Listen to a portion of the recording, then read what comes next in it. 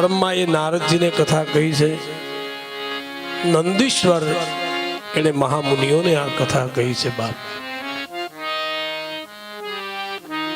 જીવ અને શિવની આ કથા છે બાપ. અને તમે બધા શિવ મંદિરે તો જઈએ છીએ, પણ આપને ખબર નથી ખરેખર શિવ ક્યાં છે બાપ. જ્યારે મને તમને હરેક જીવમાં શિવ દેખાવા લાગે ત્યારે તમારી લોટી આપોઆપ ચડી જશે બાપ. દરેકની જીવમાં શિવ રહેલો છે બાપ. એટલા માટે મહાદેવ એમના નામ સ્મરણની મહિમાથી કથાનો આરંભ કરે છે બાપ. હે સુત સુત મહાપ્રાજ્ઞ સર્વ સિદ્ધાંત પ્રભો આખ્યાહિ મે કથા સારમ પુરાણમ વિશેષતઃ. પ્રયાગ તીર્થની અંદર અનેક ઋષિ મુનિઓ ભેગા થયા છે અને એ વખતે આ સમુદાયમાં સાંભળવા માટે બધા બેઠા છે. વક્તા તરીકે વ્યાસજીના શિષ્ય એવા સુત એ વ્યાસપીઠ ઉપર બિરાજમાન થયા છે અને બુદ્ધિમાન શૌનક મુનિ સુતજીને ઉદ્દેશી અને હવે કહે છે કે હે સુતજી, તમે અમને અનેક પુરાણોની કથાઓ અનેક વાર કહી છે, પણ કથાઓ તો અમે બહુ સાંભળી, પણ હવે અમારે કથા નથી સાંભળવી. હવે અમારે કથાનો સાર સાંભળવો છે બાબા. કથાનો સાર છે એ સાર છે એ સાર સાંભળવો છે બાબા.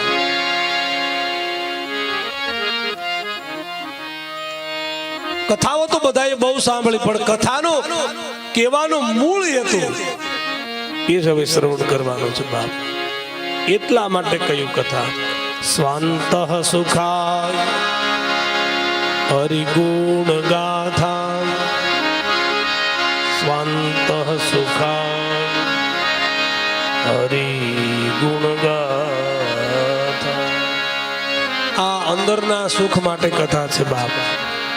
કે ભાઈને ડોંગરીજી મહારાજ જ્યારે કથા કરતા ત્યારે એક શ્રીમંત માણસ હતા, એને ડોંગરીજી બાપાને પોતાને ઘેરે પધરામણી કરવા લઈ ગયા તો આખો બંગલો એર કન્ડિશન બંગલો, આખો બંગલો એસી.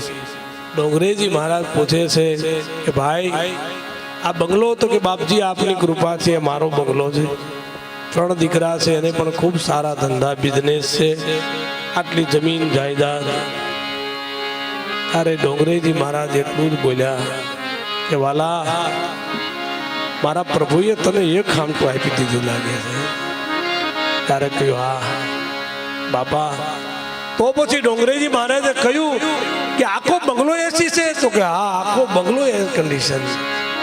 તો બાપ હવે તો તારા અંદરની હવે તો તને ટાઈટ થઈ છે. અરે આને કહ્યું બાપા બધું છે પણ અંદરની કઈ ટાઈટ નથી વાલા. તો પછી કહ્યું ડોંગરેજી મહારાજે કે વાલા, આ જિંદગી પૂર્ણ થાય ત્યાં સુધી આ પથ્થર ટાઢા કરે શું મળે જો અંદરની ટાઢક ન માણવી મેળવી શકે? તો બાપ આ અંદરના સુખની કથા છે બાપ. જેને અંદરનું દુઃખ પડ્યું હોય એને મારે ખાસ કહેવાનું. ઘણા દુઃખ કેવા છે, અંતરના મુંડાણની એ કોઈ વેધુ ને કહેવાય. આ અંદરની વાતો છે. આ કથાઓ જે છે ને સાર એ અંદરની વાત આવે. બહારની કથાને તો બધાને ખબર છે કે રામ છે એ અયોધ્યામાં જન્મા, કૃષ્ણ છે એ મથુરાની જેલમાં જન્મ્યો. પણ શું કામ જન્મ્યો હતો? એને આ લીલા કરવા મનુ શું કામ બનવું પડ્યું? અંતરના ઉડાણની ઈ કોઈ વેધુ ને કહેવાય. આ કાંઈ સોરે બેસી ના સરસાય, આ તો શીતની વાતું શંકર. આ તો અંદરની વાત છે બાપ. અને કોઈ સદગુરુ એવો મળે પણ હામું પાત્ર એવું મળે ને તો ગુરુ પણ અંદરની વાત તરત કહી દે બાપા. એમાં અંદરની કોઈની વાત જાણવી હોય ને તો પેલા તો એનું બની જવું પડે બાપા. એનું શરણું લઈ લેવું પડે, એના થઈને બેહી જાવ એટલે અંદરની વસ્તુ તમને મળી જાય બાપ. બહારની વસ્તુ તો બધાય આપે, પણ અંદરનો જે આશીર્વાદ છે, અંદર ભીતરમાં પડેલી સૂક્ષ્મ તત્વ પડ્યું છે, એ તો કોઈ સદગુરુ આપી દે, પણ જ્યારે એના કોઈ થઈને બેસે છે બાપ, ત્યારે અંતરના ઊંડાણની ઈ કોઈ વેધુ ને કહેવાય. આજ માણસના જીવનમાં દુઃખ બહુ છે બાપ, પણ બધાને એક જ પ્રશ્ન છે કે અમારે આ દુઃખ કેવું કોને વાલા હે.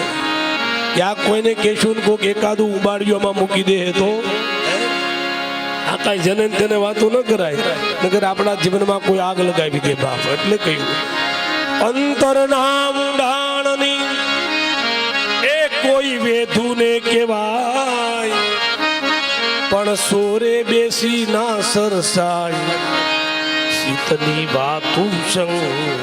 એટલા માટે અહીંયા કહે છે કે હે સુજી, અમે તો તમારી પાસેથી ઘણી કથા સાંભળી છે, પણ અમારે હવે કથાનો સાર સાંભળવો છે બાબા. કથાનો સાર એ શું? તો કે દૂધ હોય, દૂધની અંદર શું શું છે? તો કે દૂધમાં દેખાતું નથી થતા ઘણી વસ્તુ એમાં છે. કઈ કઈ વસ્તુ છે? તો કે એમાં ઘી છે, એમાં દહીં છે, બધું છે.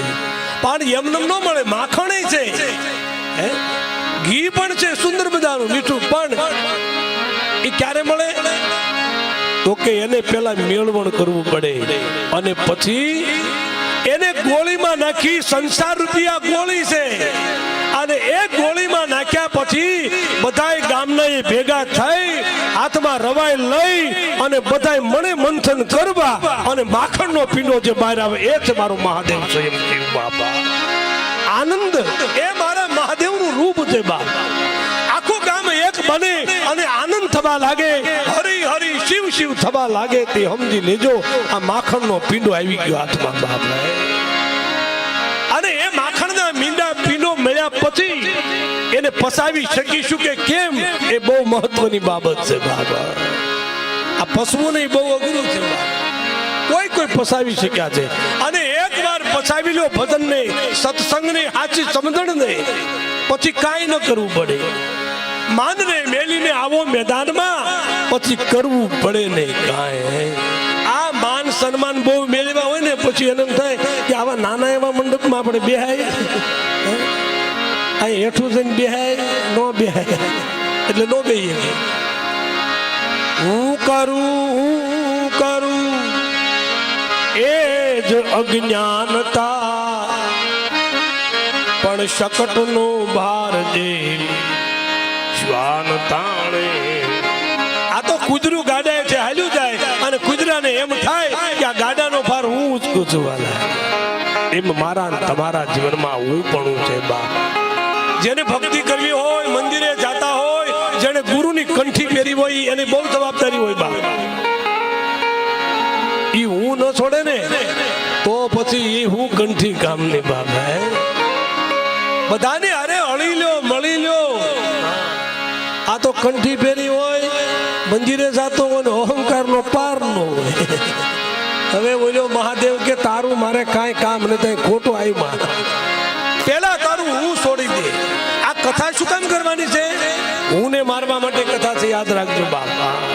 રાવણ ને મારવાની રામ કથા નથી, ભાગવત કથા. શ્રીમદ ભાગવત એ કોઈ કંસ રાક્ષસોને મારવાની કથા નથી. આ કઈ તારકાસુરને મારવાની કઈ શિવ કથા નથી બાપા. આ તો મારા તમારા હૈયામાં પડેલા રાવણ જેવા વિચારો છે ને બાપા, એને મારવાની કથા છે બાપા. એટલા માટે તો કહ્યું છે કલિયુગમાં એક જ આધાર છે બાપ. ઈ આધાર તમારી પાસે હશે તો ભવસાગર તરી જવાય છે બાપા.